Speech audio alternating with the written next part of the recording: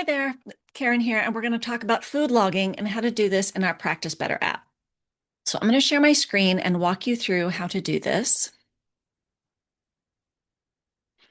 There we go. So everyone says they hate food logging, myself included, but you have got to establish a baseline before you start any program. And then you have a way to track your changes. And in reality, this is actually pretty easy once you learn to navigate around the app, which is what we're going to do. And know that you won't need to log every single day. You do need to log a few days to establish a baseline, that is just logical, and then a few days to see where your changes get to, and then now and then to check in. In a way, it's like recalibrating your idea. Once you can see what you're eating, you can go, oh, okay, I'm eating the right amount of this, but I need to adjust my meals to get more of this or less of that. So let's just jump right into it. What you're going to do is you're going to open up my patient portal, my app Practice Better, and I have given you access to my nutrition app, which is very good. Um, and you can also use this on your phone, which does have a few benefits. So you can do this on your laptop, on your desktop, or your phone.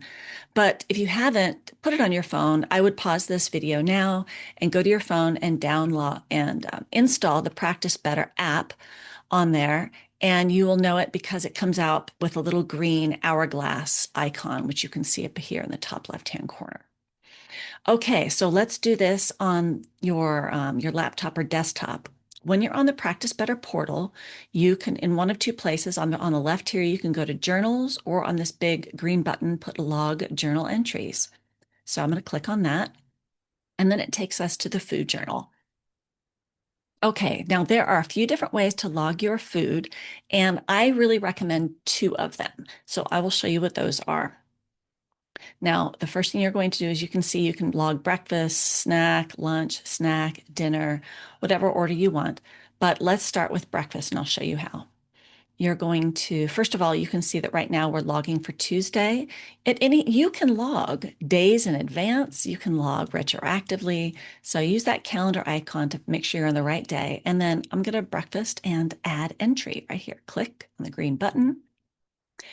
And so there are two ways that I want you to do this. One is just to use this entry bar to search for foods individually, or you can add a recipe. So let's do search foods first. So let's say you're having a very simple breakfast and you're just going to have maybe a little bit of yogurt, a banana, and some flax seeds. So up in this bar, I'm going to just search for yogurt. Let's say you're having Greek yogurt. Greek, as I type yogurt, there we go. And you see Greek yogurt starts popping up. Let's keep typing. Greek yogurt. There we go. Down at the bottom, I can see it populated with Greek yogurt, 6-ounce serving. And I'm going to click on that. And this looks, yep, 6 ounces. Let's say I had 6 ounces, and you can preview the nutrition from that. But I'm going to click save. And you can see it's added this to my breakfast. But I have more things. I'm going to add, I say I have a banana with this. I type in banana. It gives me a medium banana. It'll give you all kinds of entries here. But I don't eat a whole 7-inch banana. Let's say I had like half of that. So I'm going to change the serving size from 1 to 0.5. And you can see a little preview of the nutrition and hit save. And now I'm going to add that I had some flax seeds with this, and they were ground up. So flax meal, there we go, flax meal, 2 tablespoons. And you see you can adjust the serving size you want to measure by. Oh, it does actually give me a tablespoon measurement. So I'm going to do serving size 1 tablespoon, and that's how much I had, 1 tablespoon, save. Okay, so let's say that's my breakfast and I've logged it. And now you can always go through here and view the nutrition breakdown of each of your entries. And you can also look right here, it gives you a breakdown of your calories, carbs, fat, or calories, carbs, fat, and protein. And you can always go to this big thing and it breaks down the whole meal for you. There we go, including fiber, 3.3 grams. Great. And you can always go back and add more. So that's adding one ingredient at a time. But most of us eat in a way where we repeat meals over and over. Yeah. So like I often have the same breakfast day after day after day. I will often eat the same lunch many days in a row. So let's go to lunch and let's do that same breakfast, but let's do it. Let's enter a new recipe. So it's a little bit more work up front, but it saves you a ton of time. So when I click on add entry, now I get there, and instead of searching up in this bar, I go to add a recipe. And let's say this is my sample. I'm just going to call this sample yogurt meal. And you can put any kind of description you want. Let's say this is a test video. I'm going to call this test video so I don't mess up my little library. And now I'm going to do the same thing with this bar that I did when I was adding one food at a time. I'm going to put Greek yogurt, and it'll come up. There's that 6-ounce Greek yogurt. And yep, 6 ounces. So I'll add that ingredient, and then I can add more. I'm going to do that banana, one medium banana, and I'm just going to add half of it, 0.5, add ingredient, and then I'm going to add flax meal. There's that flax meal, and I'm going to adjust this, 1 tablespoon, add ingredient. Now, that's my recipe.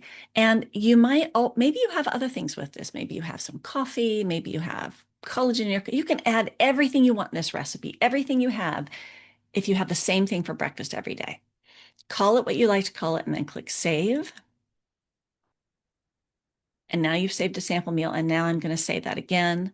And now you see that lunch is that sample yogurt meal. Yeah. Now let's say I have that same sample yogurt meal and I have it for dinner. Obviously, you're probably not going to do that, but I'm going to click add entry, and I'm going to put sample yogurt meal. And there we go. Sample yogurt meal recipe. That's what I just made. I click on that. And let's say I had that for dinner. Maybe I only had a half of that for dinner. Maybe it was just a snack. I just had roughly half. So I can always say I had 0.5 of that, but you can see I can just enter that, and I'm going to change this. I just think 1 serving and then save. And it makes it so much easier to have that. And maybe in addition to that, I had a scrambled eggs. So I had, okay, so I already have a saved recipe of how I make scrambled eggs with 3 eggs. And I'm going to click on that, and boom. There's my meals logged for the day. So once I've got that, now I can review it. So one way of reviewing that is I can go over to the, obviously I can go to the individual meals and look, but now I can go over to the right side and see nutrient targets and totals here on the right. And it'll show you that, okay, I logged 777 calories that day. Actually, this isn't my meal. It would be much higher, more like 1,700. It tells me I logged 76 grams of protein, carbohydrates, and go down to fiber. We'll use fiber as an example today. There were 9.9 grams of fiber. So this is how you log.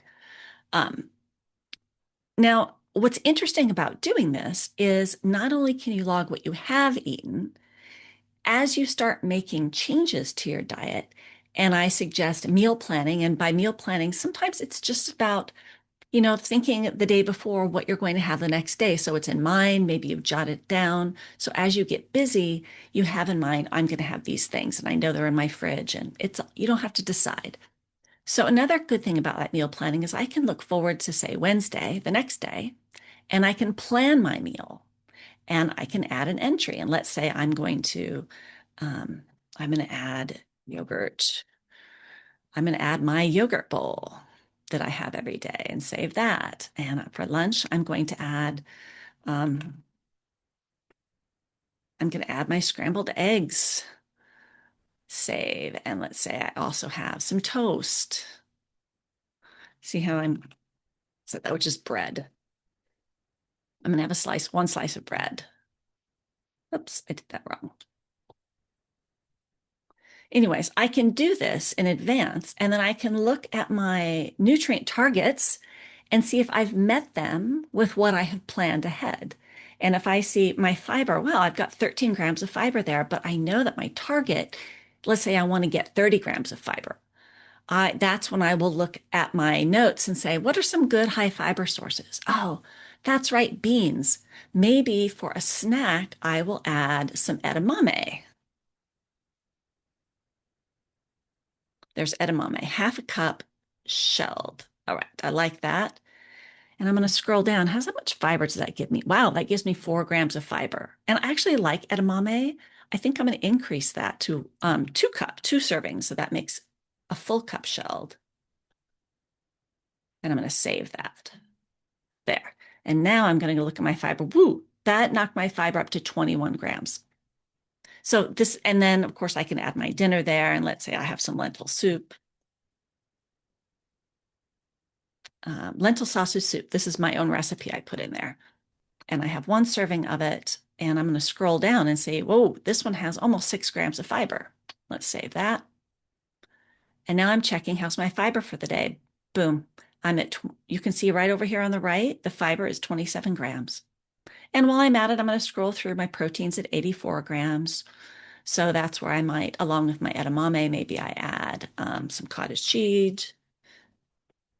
Do I need some cottage cheese? That would be good. Half a cup of cottage cheese. That adds 12 grams of protein, no fiber. Okay. And now I can look at my nutrient totals. I'm not at 1,300 calories. I could use more calories. My fiber is at 27 grams. My protein's at 96. So now I have a meal plan for the next day.